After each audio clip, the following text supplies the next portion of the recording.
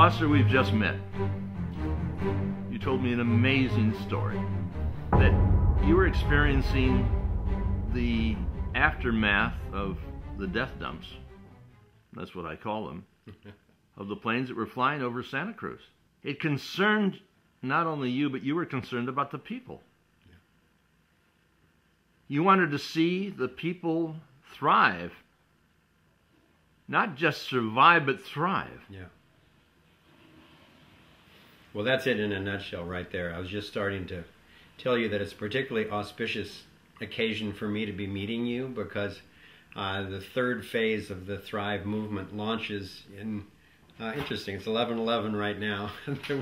we launched our film on 11/11, but in less than an hour we're launching the third phase of the Thrive movement, which is what we call the Thrive Solutions Hub. The connection of that to the story that I was starting to tell you about the Moth Spray in Santa Cruz was that there is a model that my wife and I had developed with a number of other people and organizations over a number of years, which is what we call a whole systems model.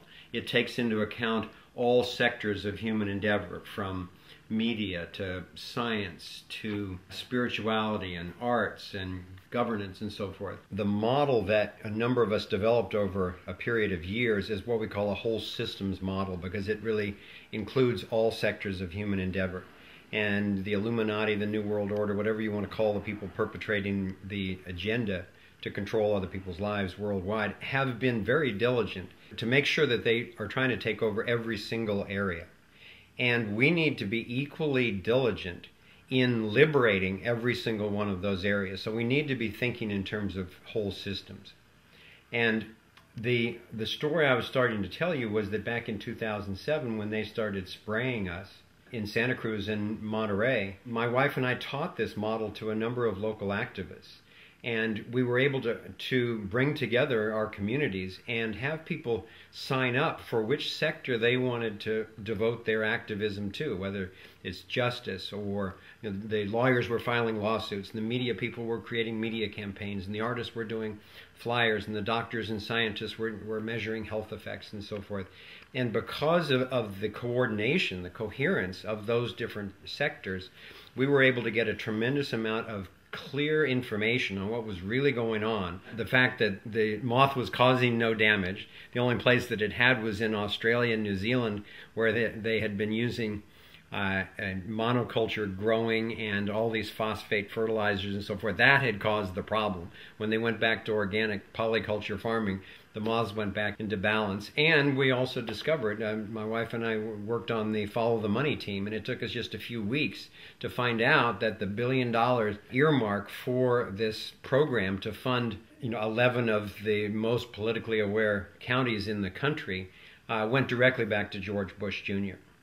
They were going to spray us 9 months a year for 10 years, and they wouldn't even tell us what they were spraying it with.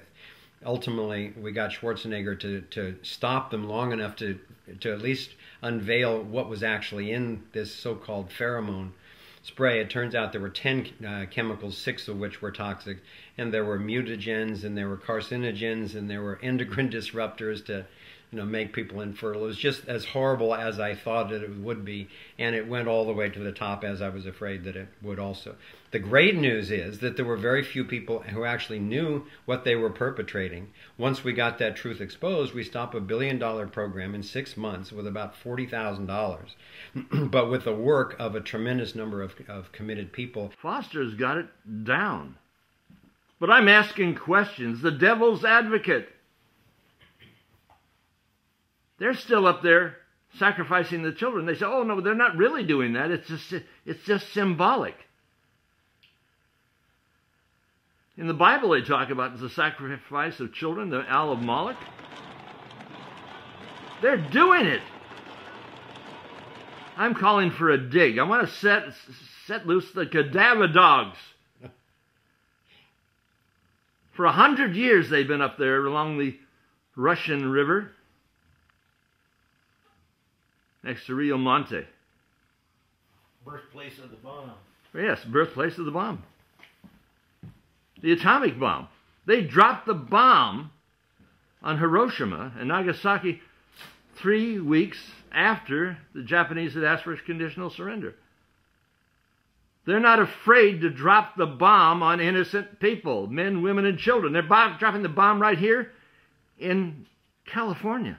On our website, in the environment sector, the number 2 critical issue, in my mind, on the planet right now, after nuclear, which can take out all life as we know it in a matter of minutes, is this chemtrail issue, which most people aren't even aware of yet, that we're actually being poisoned on a large portion of the entire planet right now, and most people don't even know it, that it's being denied, and this stuff is coming down, and we're all having to breathe it in. Now, the Board of Supervisors up here, the City Council, is saying nothing. Not a friggin' damn thing. Nothing about it. Gary Richard Arnold goes out and he talks before these guys. He raises hell. He raises havoc. He ran for office to try to get them out. But the vampires are still sucking the blood out of our necks. We want so much to work with you and through you. You've got this thing down. Well, it's a good example because as communities are getting active now and getting organized through this Thrive network and other networks around the country, we're coordinating with aspects of Occupy as well. Sedona, for instance, is really taking on anti-chemtrail activism, and they're already putting together a whole class action suit. I just came back from Santa Fe and talked with Clifford Carnicom down there, who's obviously doing a fantastic job on research and education on this issue. But as any of these communities get effective actions or effective documents or videos or whatever, now they'll be able to share them instantaneously with other interested communities all over the country and all over the world, because this is really, these are all global issues. Now we're bringing this to you on Paradigm Shift TV. I'm here in Sky TV. We're in England now. But we can be anywhere around the world instantaneously. Yeah. We've had a guy work with me, Ross is his name. He's done a magnificent job in developing aircrap.org. We have reached millions of people, but he can't do it any longer because of the commitments to live, to eat, to breathe. Well, you know, the word we finally is getting out on this. And one bit of evidence for that is that John Holdren just came out, I guess it was last week, with a statement not admitting that they were chemtrailing, but defending the act of chemtrailing and talking about how important it was to be able to do geoengineering in our skies for all different sorts of reasons. So they're obviously on the run and trying to prepare the statements and the legislation and so forth to, you know, to... Well, wait a minute. I've got to stop you right here for 1 second. You're talking about chemtrailing. We're talking about death dumping, are we not? Yes. We call this death dumps. They are dumping toxic poisons upon you. It's like taking a toxic toilet over your mother, your father, your sister, your brother, your son, flushing this crap down upon us for us to inhale. You can't breathe the air. The food is poisoned with this GMO stuff, and they want to put fluoride in the water. You can't breathe the air. You can't eat the food. You can't drink the water, for God's sakes. And we've got a program here. And it's startling how many people still try to convince themselves that this is incompetence or coincidence. The fact that there's the radiation, there's the fluoride, there's the aspartame, there's the chemtrails. Everywhere you look, it's a gauntlet of poisons. And somehow that's an accident, or they just didn't know. I suggest for those of you who are still thinking that, try on the glasses for a moment of looking through the eyes of the agenda. If they actually wanted to dumb people down, if they wanted to make them sick, if they wanted to depopulate, what might it look like then, and see how similar it is to exactly what we're trying to expose and get rid of. The Georgia Guidestones has it written in stone that the plan of the Illuminati, the plan of this world order, is to reduce the population of the planet by 95%. Ted the Terrible Turner says it.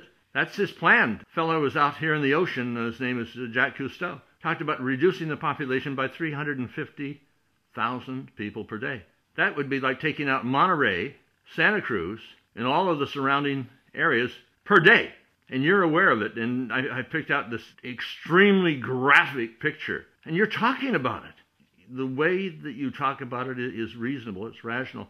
What I brought out was not an acceptable picture to most people. They don't want to see this. They don't want it embedded in their brains. It's like a branding iron in the brain. When you get the message that they're trying, not only trying, but doing, but killing the people.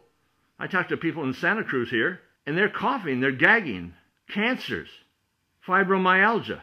They're having a problem living, and you're addressing that issue. Well, this was the most challenging one for me in our film, especially with my own team, because I had been doing this research for decades longer than anyone on the team except my wife. And so it took a considerable amount of education, even on my own team, for people to finally align on bringing the depopulation issue actually into our film. And we really tried our best to handle it in a way that wouldn't just drive people away and have them turn off their DVD sets or their internet right away, because there are a few more challenging issues than you can imagine, and most people's consciousness is so repulsed by it. Most people don't get up in the morning thinking, how can I destroy billions of lives today? I mean, they ignore the issue, do they not? Yeah, and I actually honor their emotional integrity. If they can't handle it yet, then they need to be introduced to it gradually. You know, it took me 20 years to integrate emotionally and intellectually what I offered people in 2 hours in Thrive. So I understand that some people aren't quite ready yet, and that's one reason why I try to approach this issue as calmly as I can, at the same time that it absolutely infuriates me inside to think what some people are trying to do covertly to billions of lives. So I think that as people are ready, we need to recognize it. We need to get together and talk about it and take care of one another emotionally as we deal with this, and then strategize, then get active, get effective, and this is what the Thrive Solutions Hub can help to do. And depopulation in all of its form, from chemtrails to war to fluoride to aspartame, on and on and on. This is covered in the film and in depth on the website. We need to be aware of this, and we need to take action, because if we don't, we'll be lucky to be here at all, much less leave a healthy, thriving planet to our grandchildren. Let me interrupt you, brother. You say that we should take a look at this. Is it not that we must take not only a look at this, but act upon this information now for the survival of planet Earth? I'm emotionally caught up in this thing right now. Maybe I'm yelling a little bit.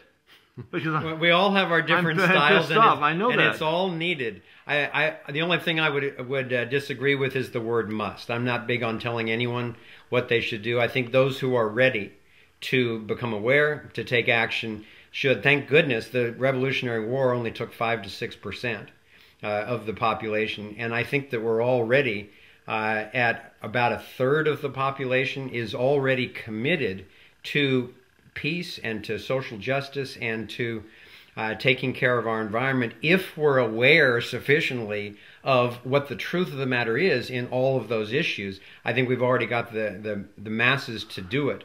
But activities like your type of independent media, Anthony, are critical because you don't hold back. You're not beholden to corporate sponsors. You're willing to tell the truth in any area because of your love and care for human beings. And you're not going to get that from the corporate media. You're not going to get the truth about what's going on. You're certainly not going to get any strategies for what to do about it. So this is where, thank goodness, with the internet, we're able to connect and fortunately still keep it open. Well, I would like to work with you. I'm planning on working with you. Everyone who's watching this show, you in the back of the room there, holding your head down. You back, wait, over to the side. Don't turn around. I'm saying you must do this for your survival. It's not just thriving, it's surviving. You've got children. You've got a responsibility to mom. She brought you into the world, brother. You can't let her die. You can't install a murder meter or allow these insane people. This is insanity. You know, one of the things that was been most powerful for me in the last couple of years was that my wife, Kimberly, was the director on Thrive. And I really invited her to coach me as to how to communicate this information as effectively as possible. Because there are a number of people to whom I will be indebted for the rest of my life, like yourselves and like David Icke and Alex Jones and others who have researched this information for so long and collected it in a really reputable way.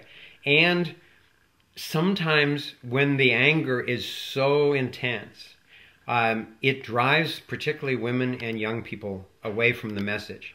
And I can get pretty wrapped up. I can get pretty stirred up when I'm thinking about this agenda.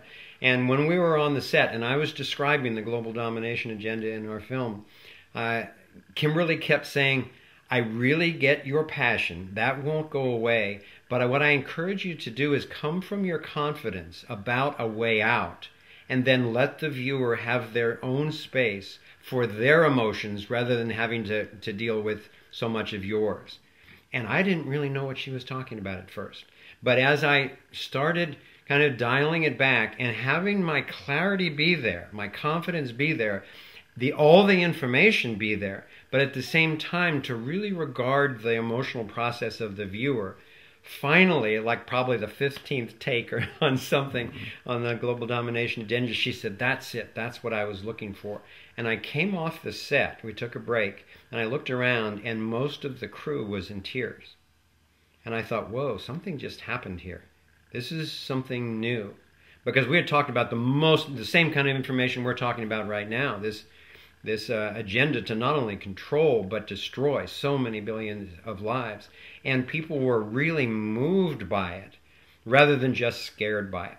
So I think that bringing the feminine energy into this whole conversation is absolutely critical. It doesn't mean not have the warrior spirit. It doesn't mean hold back on any information. But what's happening through Thrive that I'm so thrilled about is we've been touring all over the country, to city after city, and over half of the audiences virtually everywhere are women and young people. And I really haven't seen that before in the science area, in the conspiracy area, in the UFO area. It's been so male-dominated so far. Nor have I. Most of my audience is male. Yeah. Most of my audience is male, 35 on up. Yeah. And when we were fighting the moth spray here in Santa Cruz, Monterey, Northern California, it was especially when the women got involved, particularly the moms, that the tide really turned. And I've noticed that in a lifetime of activism. I've noticed that when particularly the women and the moms get involved, that is the most powerful force I've come across in the universe so far, as mothers protecting their children. What's going on in the Bohemian Grove? Officers, why the secrecy? And women are starting to catch on to this global domination agenda. And as they do, they're talking to each other like they do, really honestly, and they're beginning to take action. So that's one of the things that gives me more confidence about a way out of this than I've had in 15 years. Well, I'm very encouraged about this. Good. No, I shan't. This is wrong. Wrong. I'm very, very encouraged about this. Well, I'm honored to be having this conversation with you because you are, one of my heroes. You've been doing this for a long time, laying the groundwork for the rest of us to already have so many pieces put together and then work on how do we communicate this to people? How do we get the word out? How do we organize? So one word comes to mind: grateful. consistently. Yeah. In fact, we've got to cut them deep, wide, and consistently. Yeah. We have to cause people to be aware that they have been hurt, that they are being hit, that they're bleeding. And I don't want anyone to shut this off and walk away and do nothing.